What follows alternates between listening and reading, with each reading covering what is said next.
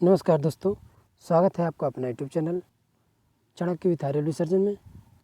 तो दोस्तों, आज हम फिर आप लोगों के सामने एक नए मॉडल पेपर यूपीएसआई के साथ जो है आए हैं।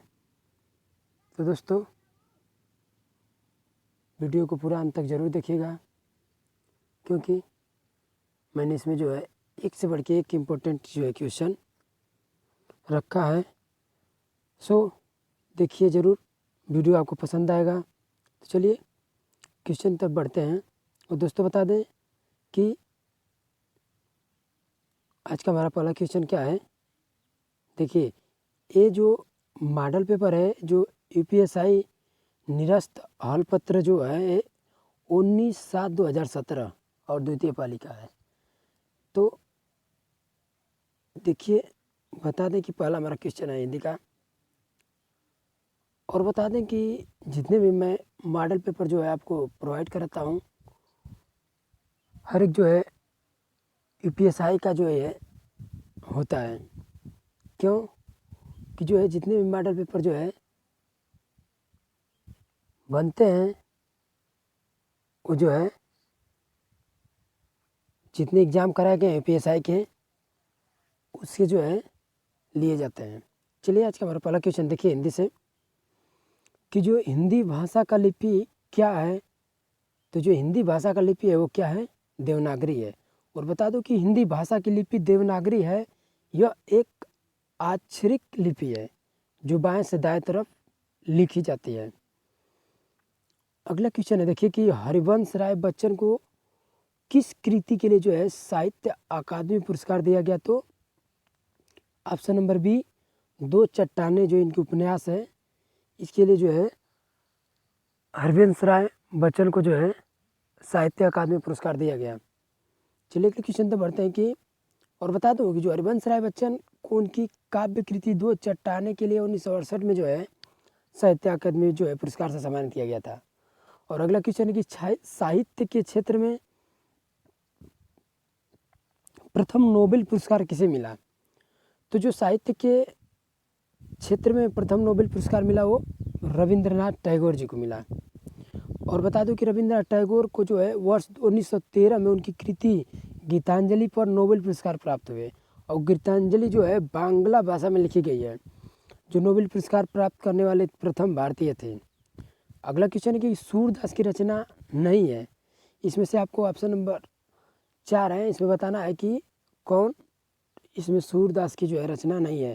तो देखिए, सूर सरावली, सूर सागर और साहित्य लहरी, ये जो तीनों रचना है सूरदास की। और जो एक प्रेम वाटिका, ये प्रेम वाटिका जो है इसकी रचना नहीं है। तो आंसर हो गया प्रेम वाटिका। जो प्रेम वाटिका है वो रसकान जी की कृति है। अगला क्वेश्चन है कि गुणवान का स्त्रीलिंग क्या होगा। तो जो गुणवान है उसका स्त्रीलिंग गुणवती होता है। क्या होता है, गुणवती। अगला है, देखिए कि यायावर का जो विलोम शब्द होता है क्या होगा। तो यायावर का जो विलोम शब्द होता है वो स्थिर होता है। क्या होता है, स्थिर। Option number C. चलिए अगला क्वेश्चन देखिए कि सजना है मुझे सजना के लिए में कौन सा अलंकार है। तो जो ऑप्शन नंबर सी है, रूपक अलंकार, सॉरी यमक अलंकार। यह इसमें अलंकार है, सजना है मुझे सजना के लिए, अर्थात सजने का अर्थ यहाँ दो हो रहा है। उपयुक्त पंक्ति में जो यमक अलंकार है, यहाँ पर सजना का अर्थ सजना संवरना और दूसरा जो अर्थ है सजना पति से है। अगला क्वेश्चन देखिए कि आगे नदियाँ हैं बड़ी अपार में कौन सा रस है। तो जो आगे रसिया है बड़ी अपार में, इसमें जो है आपका वीर रस है। क्या है, वीर रस है। Option number B. अगला क्वेश्चन है कि ऊँट के मुंह में जीरा, मुहावरे का अर्थ क्या है। अर्थात बहुत थोड़ा भोजन जो होता है ऊँट के मुंह में जीरा होता है। अगला क्वेश्चन देखिए कि एक अनार 100 बीमार का अर्थ क्या है। तो सभी लोगों को पता होगा, क्योंकि लगभग हिंदी से जितने क्वेश्चन आते हैं परीक्षाओं में सब में पूछा जाता है। अगली बार के जो वीडियो का एग्ज़ाम हुआ था उसके एग्ज़ाम में जो है पूछा था कि एक अनार 100 बीमार जो है इसका अर्थ क्या है मुहावरे का। तो किसी भी वस्तु की जो मांग कम होती है लेकिन उसके चाहने वाले बहुत ज़्यादा होते हैं, इस मुहावरे का अर्थ यही है कि एक अनार 100 बीमार। और बता दो अगला है क्वेश्चन की वर का विलोम शब्द बताइए। तो जो वर है, वर का विलोम शब्द वधु होता है। चलिए अगले क्वेश्चन तो बढ़ते हैं। देखिए कि जो दिनकर का पर्यायवाची शब्द है क्या है, तो ये सभी लोग को पता है कि दिनकर सूर्य का पर्यायवाची शब्द है। किसका है? सूर्य का है। और बता दो कि रस में भंग का अर्थ बताइए। तो जो रस में भंग का अर्थ है अच्छे काम को जो है खराब करना, अर्थात रंग में भंग का मतलब सभी लोग कहते हैं कि क्या कामों में जो है रंग में भंग कर रहा है, यानी कि काम को क्यों खराब कर रहा है, जैसे हो रहा है वैसे होने दे। चलिए अगला क्वेश्चन देखिए कि विस्तार का विलोम शब्द बताइए। तो विस्तार का सबको पता होगा कि संक्षेप, छोटा सा होता है।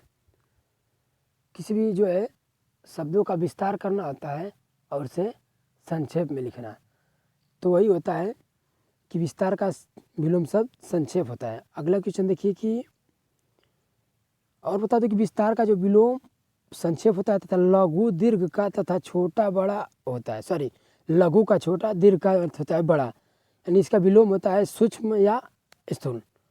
एक अधिकार विलोम शब्द है। तो जो एक अधिकार विलोम शब्द है इसका क्या है? अनेक का अधिकार, ऑप्शन नंबर ए। चलिए अगले क्वेश्चन देखते हैं। ये तेरा शिशु जग है उदास में अलंकार है। तो ये तेरा शिशु जग है उदास में अलंकार रूपक अलंकार है। कौन सा अलंकार है? रूपक अलंकार है। तो ऑप्शन नंबर बी। और बता दो कि जो प्रस्तुत पंक्ति महादेवी वर्मा की कृति नीरजा से जो लिया गया है, ये तेरा शिशु जग है उदास, इस पंक्ति में जो है रूपक अलंकार का जो है वर्णन है। अगला क्वेश्चन देखिए, सबसे महत्वपूर्ण क्वेश्चन जो साकेत है किसकी रचना है। तो सबको पता होगा कि मैथिली शरण गुप्त की रचना है। बहुत ही इंपॉर्टेंट क्वेश्चन है। साकेत हर समय जो है हर एक परीक्षाओं में पूछे जाते हैं कि साकेत किसकी रचना है। तो मैथिली शरण गुप्त की। और अन्य भी रचना है इनकी कथा जो है साकेत अयोध्या को केंद्र मानकर लिखी गई है। इनमें लक्ष्मण की पत्नी उर्मिला का जो है नायिका बनाकर राम कथा कही गई है। साकेत में राम के बारे में जो है लक्ष्मण की पत्नी उर्मिला द्वारा जो है बताया गया। अगला क्वेश्चन देखिए, भारत भारती की रचनाकार हैं। तो जो भारत भारती है इसके भी रचनाकार कौन है? तो मैथिली शरण गुप्त जी हैं। अगले क्वेश्चन तो पढ़ते हैं। देखिए कि जो तुलसीदास ने अवधी भाषा में अनेक ग्रंथ लिखे हैं, इसमें से अशुद्धि पहचानना है। तो ने होता ही है अशुद्ध, शुद्ध अवधी भाषा में अनेकों सही। तो अनेकों नहीं होता है, अनेक होता है। ये जो है अशुद्धि है इसमें। अवधी भाषा में जो है अनेक का प्रयोग होता है, अनेकों का नहीं होना चाहिए। अगला क्वेश्चन कि भारतीय भाषाओं को भारतीय संविधान के किस अनुसूची में जो है शामिल किया गया है। तो जो भारतीय भाषा है वो अनुसूची 8 में जो है शामिल की गई है। अगला क्वेश्चन देखिए कि सन्मार्ग में कौन सा संधि है। तो जो सन्मार्ग है इसमें व्यंजन संधि है, क्योंकि जो भी अक्षर आधे होते हैं, जैसे आधा न आधा म, जो भी इस क से लेके ग तक आधे अक्षर होते हैं जिसमें, उसमें जो है व्यंजन संधि होता है। तो सन्मार्ग में व्यंजन संधि है। अगला क्वेश्चन देखिए, पीताम्बर में समास पहचानिए। तो जो पीताम्बर है इसमें तो सबको पता है वो बहुब्रीहि समास है। जिसका अंबर पीला, पित्त धन अंबर, यानी कि जिसका अंबर पीला हो वो बहुब्रीहि समास। इनमें से कौन सा पुल्लिंग नहीं है। तो जो ऑप्शन नंबर बी वायु है, वायु जो है पुल्लिंग नहीं है, स्त्री है। अगला क्वेश्चन देखिए, से सारी पुल्लिंग है, बचपन जैसे हुआ, समुद्र, कंबल, ये सब पुल्लिंग है, लेकिन वायु इसमें स्त्रीलिंग है। चुनाव क्षेत्र का जो है समय पर किया जाता है, क्या किया जाता है? सबको पता होगा कि परिगणन किया जाता है, सॉरी परिसीमन किया जाता है। कि चुनाव क्षेत्र के समय समय पर जो है हर क्षेत्र का परिसीमन किया जाता है। चलिए अगले क्वेश्चन पर बढ़ते हैं। बहिरंग का विपरीतार्थ शब्द है। तो जो बहिरंग है, बहिरंग का विपरीत शब्द क्या है? तो अंतरंग है। बहि मतलब बाहर, अंत माने अंदर, तो बस बहि का अर्थ अंत, ऐसे भी एक याद हो जाएगा आपको विपरीत। शाश्वत का विलोम शब्द क्या है? शाश्वत, तो इसका ऑप्शन नंबर सी नाश्वर होगा। शाश्वत का विलोम शब्द नाश्वर। चलिए अगले क्वेश्चन पे बढ़ते हैं कि आशा से बहुत अधिक शब्द के लिए एक शब्द बताइए।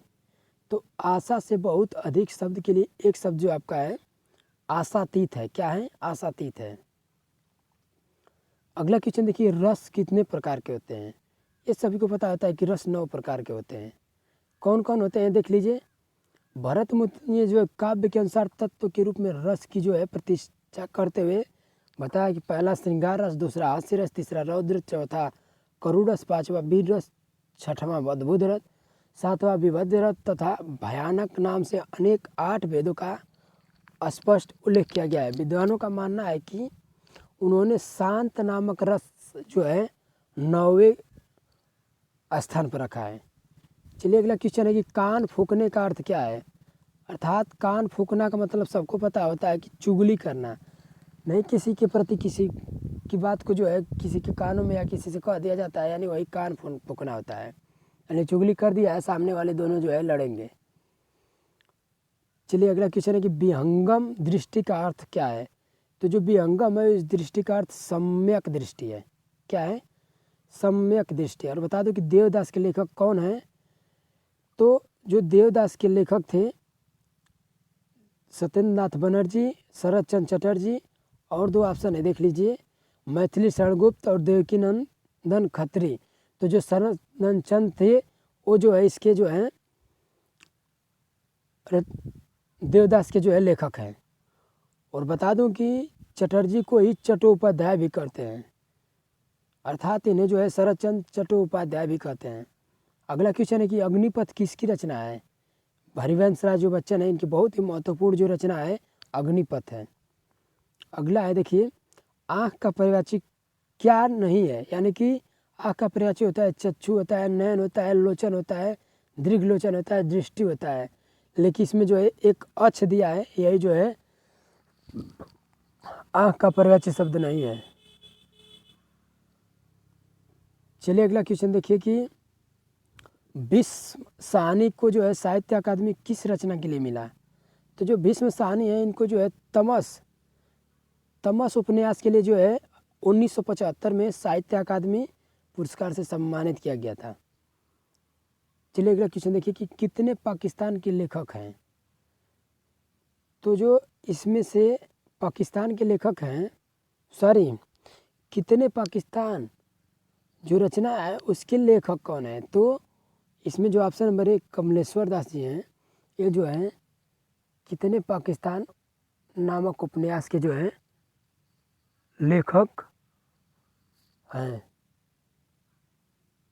चलिए अगला क्वेश्चन देखिए, आंगन का पर्यायवाची है। तो आंगन का इसमें जो है पर्यायवाची क्या है? तो ऑप्शन नंबर ए अंगना होता है। और बता दो कि इसका जो पर्यायवाची अंगना, अजीर, बगर इत्यादि होता है। चलिए अगला क्वेश्चन तो बढ़ाते हैं कि अर्थ अलंकार की जो संख्या होती है कितनी होती है? तो जो अर्थ अलंकार होता है लगभग 45 को होता है। कितना है? 45। ऑप्शन नंबर इसका ए। और दोस्त बता दो कि जो भी आप जो है मॉडल पेपर का जो है क्वेश्चन देख रहे हैं, अगर आप एक एक वीडियो का जो है लाइन बाय लाइन जो है अगर क्वेश्चन नोट करते जाए और उसे जो है रिपीट करते जाए, तो आपको जो है जितने क्वेश्चन की आवश्यकता होगी, आपको जो है हिंदी से जितना क्वेश्चन बन रहा है जो है इसमें एकदम एक एक इम्पोर्टेंट क्वेश्चन रखा गया। तो लाइन बाय लाइन आप नोट करेंगे तो आपको याद करने में भी अच्छा रहेगा। और अदर कक्षाओं में अदर एग्ज़ाम में अगर आ जाए तो उसके लिए भी तैयारी के लिए जो है हिंदी, जितने भी हिंदी से जो है क्वेश्चन बन रहे हैं, इससे आप जो है तैयार कर सकते हैं। सो चलिए अगले क्वेश्चन पे बढ़ते हैं।